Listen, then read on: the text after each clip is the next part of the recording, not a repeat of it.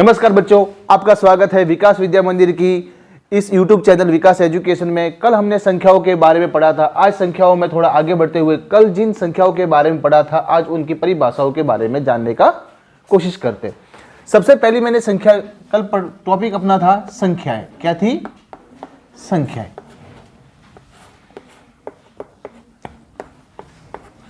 अब संख्याओं में मैंने पहली परिभाषा लिखी थी पूर्ण संख्या की। किसकी परिभाषा लिखी थी? पूर्ण संख्या की। पूर्ण संख्या किसे कहते हैं? वे संख्याएं जो शून्य यानी कि जीरो से शुरू होकर, कहां से? जीरो से शुरू होकर अनंत तक, जीरो से शुरू होकर अनंत तक चलती है। कहां तक चलती है? अनंत तक। अनंत तक का मतलब होता है, मैं अभी समझाता हूं आपको, समझिएगा। वे संख्याएं जो जीरो से शुरू होकर अनंत तक चलती है। उदाहरण के तौर पर आप देखिए कैसे। अब जहां पे अपनी संख्या शुरू होती है एक से, लेकिन पूर्ण संख्या शुरू होती है जीरो से। जीरो, एक, दो, तीन, चार, पांच और आगे करोड़, अरबों, खरबों तक बढ़ती से रहेगी। कहां से शुरू होगी? जीरो से शुरू होकर अनंत तक चलती है। उन संख्याओं को क्या कहते हैं? पूर्ण संख्या कहते हैं। अब इसका ही एक दूसरा भाग होता है, उसको समझिएगा, प्राकृत संख्या। क्या होती है? प्राकृत संख्या। वे संख्याएं जो एक से शुरू होकर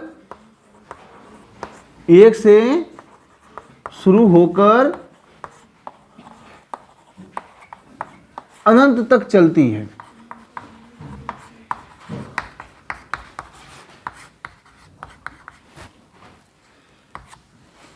ठीक है। अब कल उठ के अपने को मौखिक परीक्षा में या परीक्षा में प्रश्न पूछा यह जाए कि बताओ बच्चों, पूर्ण संख्या व प्राकृत संख्या में अंतर लिखिए, तो अपने को उत्तर क्या लिखना पड़ेगा? वे संख्याएं जो जीरो से शुरू होकर अनंत तक चलती है उसे पूर्ण संख्या कहते हैं। वे, अब दूसरा लिखना है प्राकृत संख्या का भाग करके कि वे संख्याएं जो एक से शुरू होकर अनंत तक चलती है उनको क्या कहते हैं? प्राकृत संख्या कहते हैं। जैसे उदाहरण के तौर पर आप देखिएगा, ये शुरुआत होती है इनकी 1, 2, 3, 4, 5, 6 और आगे अनंत, आगे अनंत तक चलती है। अब जब आपको संख्या को पता चला, वे संख्याएं जो जीरो से शुरू होकर अनंत तक चलती है उसे कहते हैं पूर्ण संख्या, और वे संख्याएं जो एक से शुरू होकर अनंत तक चलती है उसे प्राकृत संख्या कहते हैं। अब अपने सामने एक नई संख्या आएगी। सम संख्या किसे कहते हैं? विषम संख्या किसे कहते हैं? भाज्य संख्या किसे कहते हैं? अभाज्य संख्या किसे कहते हैं? भाज्य संख्या किसे कहते हैं? अभाज्य संख्या किसे कहते हैं?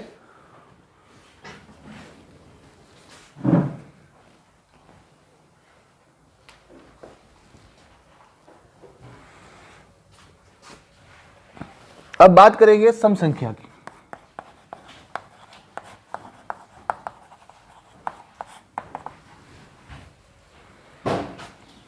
वे संख्याएं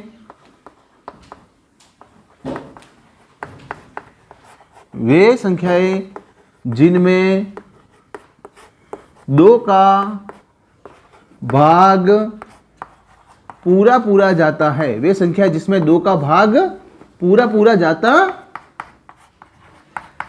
है सम संख्या कहलाती है? सम संख्या कहलाती।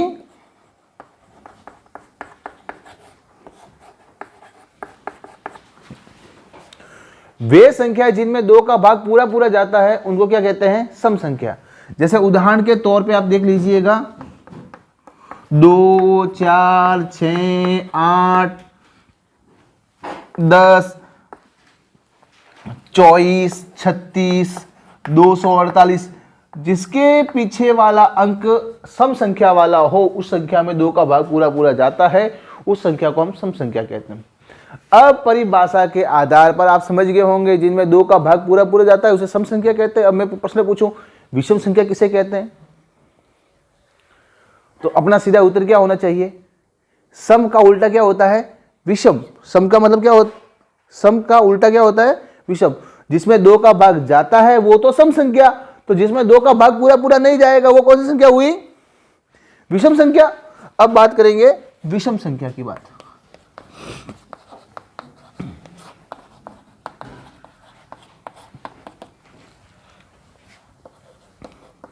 वे संख्याएं जिनमें 2 का भाग पूरा पूरा, वे संख्या जिनमें 2 का भाग पूरा पूरा नहीं जाता है, विषम संख्या कहलाती है। कोई संख्या कहलाती है? विषम संख्या।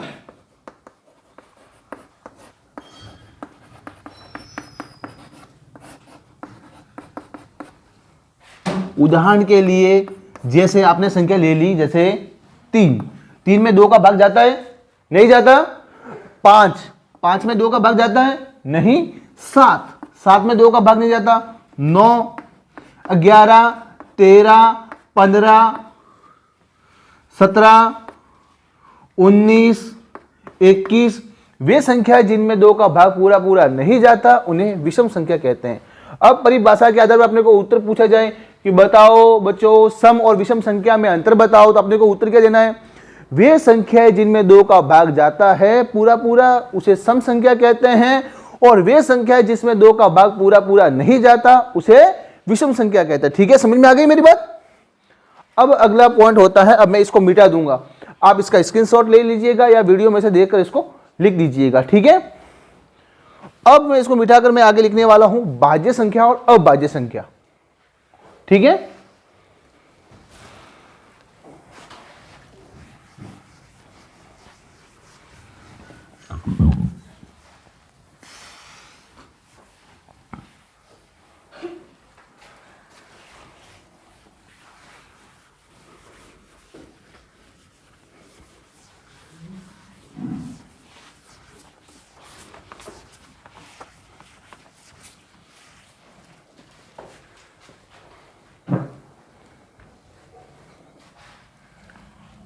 कितनी परिभाषाएं हो गई थी? 5 हो गई थी।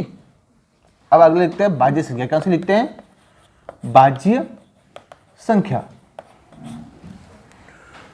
वे संख्याएं जिनमें सव्यम के अलावा अन्य किसी संख्या का भाग पूरा पूरा जाता है।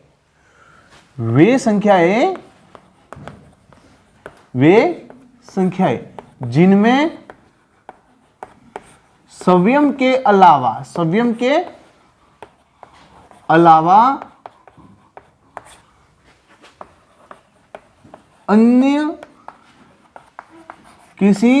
का भाग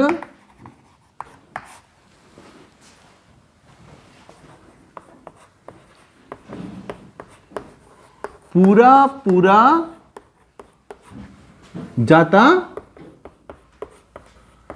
है, उन्हें भाज्य संख्या कहते हैं।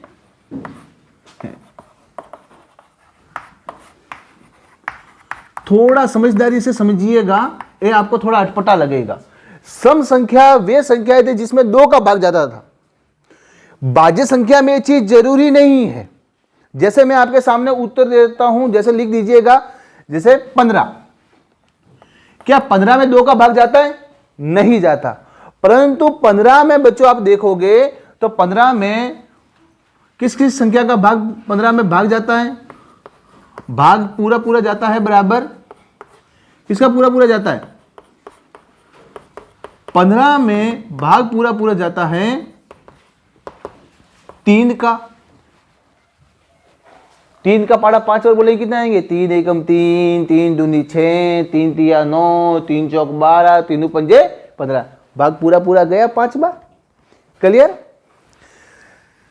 और किसका जाता है 5 का। तो वे संख्याएं जिसमें 15 के अलावा 15 में 15 के अलावा 3 और 5 दोनों का भाग पूरा पूरा जा रहा है, इसलिए 15 क्या है भाज्य संख्या। एक मैं आपके सामने ऐसा ही एक उदाहरण देता हूं, जैसे 21, जैसे 21 देख रहे हो आप, 21 में भाग पूरा पूरा जाता है, किसका जाता है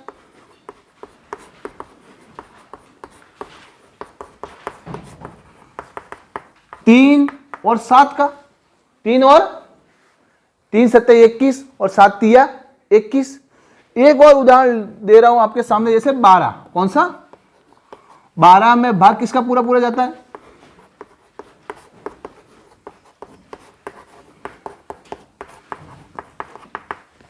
12 में भाग जाता है, भाग 2 का जाता है, 2 छिंग 12, 2 छिंग 12, 3 चौक 12, 4 तिया 12, 6 दूनी 12। कितनी संख्या होगा भाग गया 12 में 4 संख्या होगा। वे संख्याएं जिनमें सव्यम के अलावा अन्य किसी संख्या का भाग पूरा पूरा जाता है उसे भाज्य संख्या कहते हैं, और वे संख्याएं जिनमें सव्यम के अलावा अन्य किसी संख्या का भाग पूरा पूरा नहीं जाता है उसे अब भाज्य संख्या कहते हैं। मैं उसका भी समझाता हूं, मैं जब वो समझाऊंगा तो आपको ये भी थोड़ा समझ में आ जाएगा, ठीक है। अभाज्य संख्या वे संख्याएं जिनमें सव्यम के अलावा अन्य किसी संख्या का भाग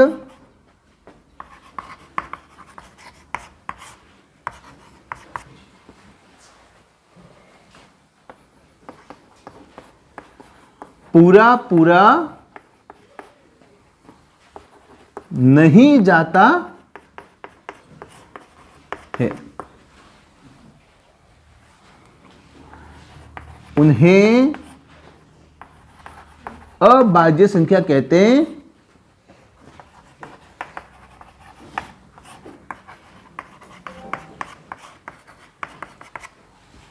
जैसे मैं आपके सामने एक संख्या लिख रहा हूं, जैसे 2। एक हमेशा याद रखिएगा, 2 आपको सम नजर आ रहा है, कौन सी संख्या नजर आ रहा है सम, परंतु 2 में 2 के अलावा अन्य किसी संख्या का भाग जाता है नहीं जाता। 3 में 3 के अलावा किसी का भाग जाता है नहीं। अब आप कहोगे सर 4, और 4 में भाई 2 का भाग पूरा पूरा जाता है। 5 में 5 के अलावा किसी और का भाग नहीं जाता। 7 में 7 के अलावा और किसी का भाग जाता है नहीं। 9 7 के अंदर आता है 8 में किसका भाग जाता है 2 का जाता है और 4 का जाता है। 9 में 3 का जाता है तो 9 को भी नहीं ले सकते। 10 में 2 का जाता है और 5 का जाता है। अगली संख्या कौन सी होगी 11 में 11 का ही भाग जाता है। अगली संख्या कौन सी होगी 13। 14 नहीं करेंगे क्योंकि 14 में 2 का भाग जाता है और 7 का जाता है। 15 में 3 का जाता है और 5 का जाता है। 16 भी नहीं कर सकते। 17, 19, 23, 29,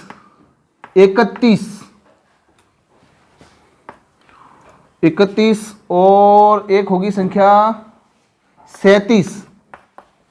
ऐसी संख्याएं जिसमें सव्यम के अलावा अन्य किसी संख्या का भाग पूरा पूरा नहीं जाता उन्हें क्या कहेंगे अभाज्य संख्या कहेंगे। अब कल उठ के प्रश्न पूछा जाएगा भाज्य संख्या और अभाज्य संख्या में अंतर बताओ। वे संख्याएं जिनमें सव्यम के अलावा अन्य किसी संख्या का भाग पूरा पूरा जाता है उसे भाज्य संख्या कहते हैं, और वे संख्याएं जिसमें सव्यम के अलावा अन्य किसी संख्या का भाग पूरा पूरा नहीं जाता उन्हें अभाज्य संख्या कहते हैं।